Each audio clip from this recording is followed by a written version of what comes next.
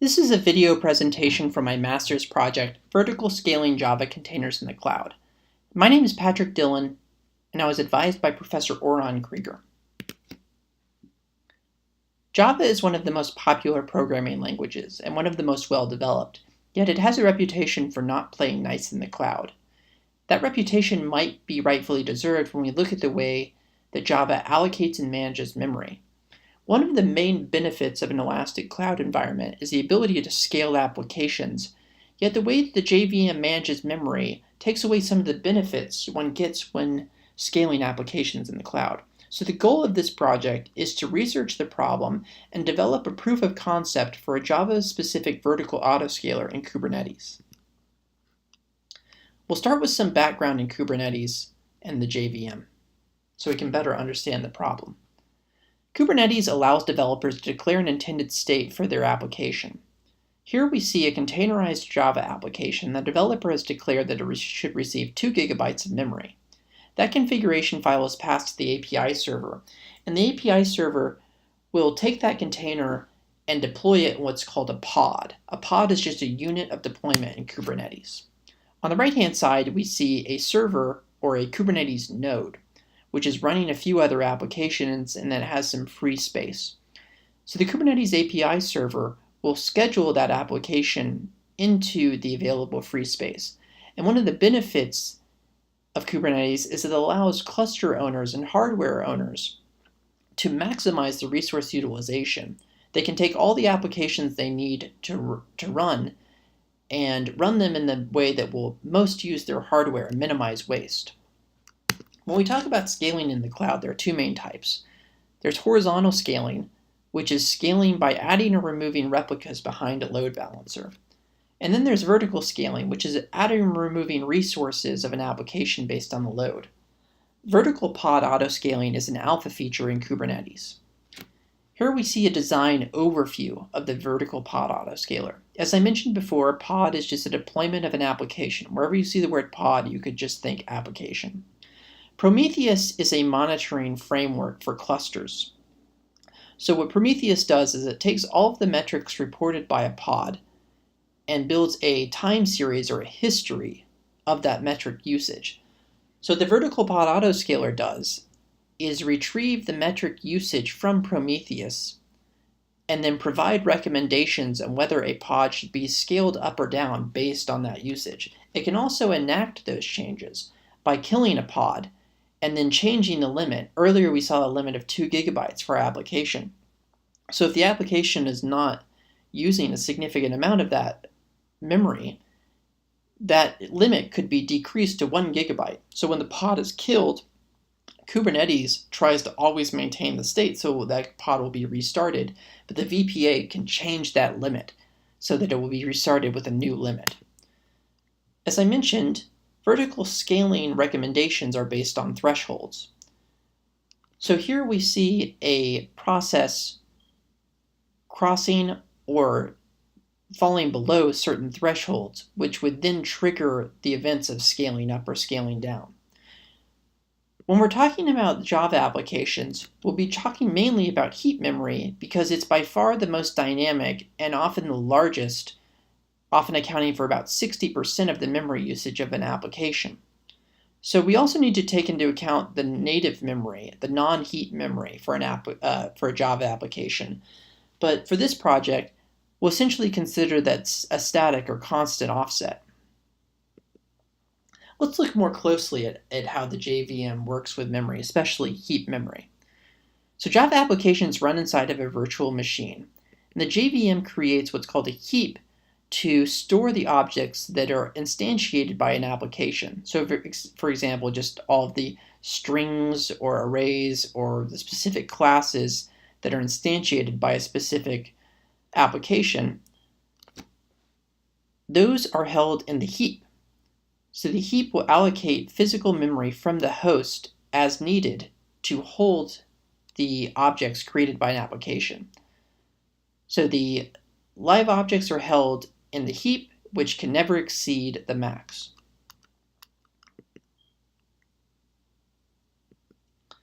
So here we'll look at how the JVM commits memory to the heap over time based on the usage of an application. So here we see the committed heap, which is the heap allocated from the host, and then the blue lines represent the amount of memory actually being used by the application running inside the JVM. So as the application uses more memory, the heap will expand in order to contain those objects. Yet when the application no longer needs some of those objects, the JVM may maintain that free heap memory in order to initialize future objects without the expensive operation of reallocating more memory. Yet in an elastic cloud environment, free memory might be the equivalent of wasted memory, because as we saw earlier, that memory could be utilized by other applications. So the JVM has a history, and that might have been fine in the past when it's running on bare metal, for example, a dedicated server, where the main consideration would be responsiveness. Yet in an elastic cloud environment, this is a problem. Furthermore, the amount of committed memory is a black box. The host and Kubernetes have no idea about the actual usage of the application. The metric that's taken into consideration by the vertical pod autoscaler is only the committed memory. So now that we understand this background, let's restate the problem. So how do you, or the vertical pod autoscaler at least, know when to allocate more resources when the metrics do not reflect the resource usage by the application? If the JVM does not resize the committed heap to reflect the amount used, then the autoscaler must utilize the used heap metrics. Early on in my research, I uncovered something called the max heap free ratio, which would suggest that the amount of committed heap memory in the JVM should correspond by a ratio to the amount of used heap space. So the default value is 70. So for example, if an application was using 300 megabytes, the total heap space should not exceed 1,000 megabytes. So if this system property works as documented, we should be able to tune this parameter, and decreasing it should decrease the amount of waste. This bears testing, because if this is the case, then we could tune this parameter and then use these tuned JVMs with the existing vertical pod autoscaler. So in order to test this, I created a load test with a sample application. So I created a Wildfly Java web server. With each request, it randomly allocates memory. On average, it's about 3 megabytes of multiple objects. And then I created a load test which will simulate 2 high spikes in traffic with a down period in the middle. And we would expect the memory usage to spike up and then go back down and maintain that free heap ratio. In order to inspect the amount of memory that's in the heap, I analyzed garbage collection log files. So I used a Python script to parse the garbage collection logs, which are enabled by the verbose GC Java system property, and then I parse those into plotly graphs. So it'll probably be more explanatory. Let's just take a look at one of the graphs. I've included these in the slides, but let's take a look at it in the web browser. Oops. So this is the control test for my web application. So the blue memory here represents the amount of committed heap, and then the orange parts here is the amount of used heap memory. And each one of these discrete points represents a time that garbage collection occurred. And so I can see how much memory is being used as each one of these garbage collection incidents. So here we see the container starting up, and then we see the spike in traffic, and then we see the drop off. So the problem here, as we can see, is that the amount of memory in the committed heap greatly exceeds the amount of used memory.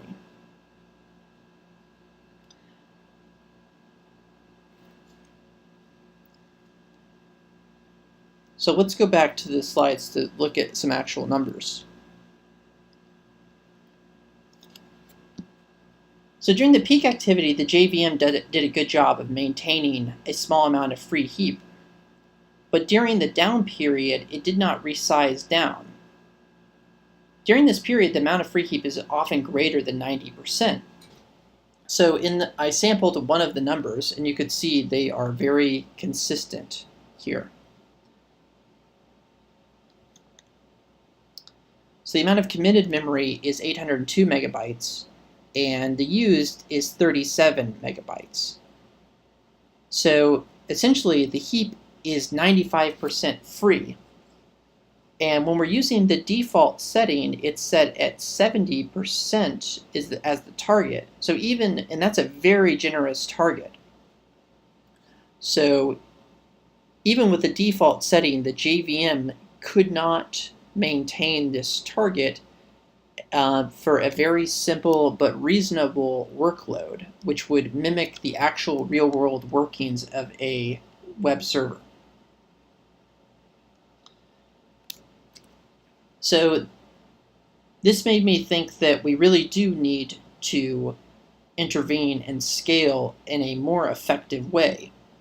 So as a proof of concept, the idea for this was to use a dumb resizing technique, which is aware of the load test.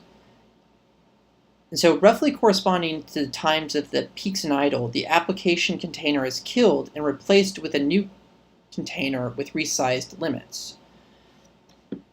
So at the peak time, the memory limit is 2 gigabytes for the container, and then the Java heap maximum is set to 1 gigabyte.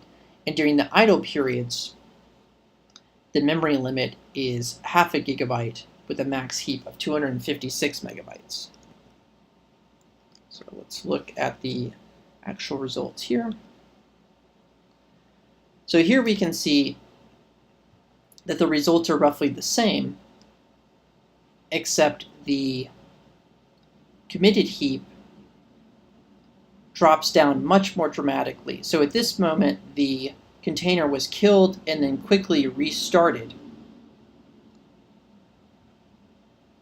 And we have a much lower committed heap.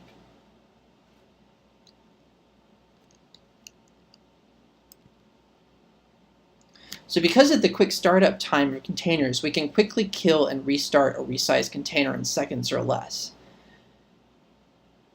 The resized container had a much lower amount of committed heap with the same amount of used heap. Therefore, it is wasting less while maintaining the same load. So to compare the samples, the committed heap, there's about the same amount of used heap, but the committed in this case is 118 megabytes, which is 68%. Whereas before, the committed was 802 megabytes. So we see a difference of 700 megabytes of waste. So this demonstrates a proof of concept for vertical scaling by resizing the container limit. So currently, the vertical pod autoscaler only accepts the memory usage and CPU usage metrics reported by the C group. The VPA would need to be configured to accept custom metrics. Furthermore, Java applications would need to use a monitoring framework such as JMX to export the custom metrics. Doing this in a secure manner at scale is a major design challenge.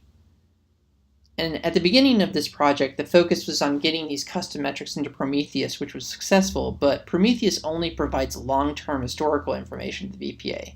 At real time, the VPA gets metrics directly from the container, which is much more tightly coupled with Kubernetes and is also subject to change. Thank you.